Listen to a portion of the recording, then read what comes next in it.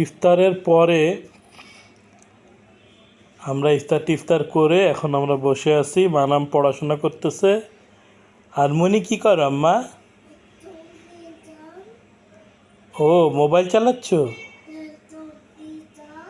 ও talkie দেখছো তুমি? Talking Tom? আচ্ছা ভাইয়া কি মানাম কি লিখছো? অঙ্ক লিখছো মানে পরীক্ষা দিচ্ছ নাকি?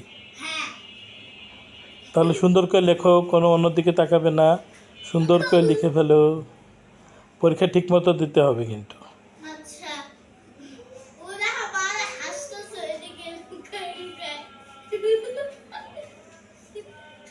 আমিনি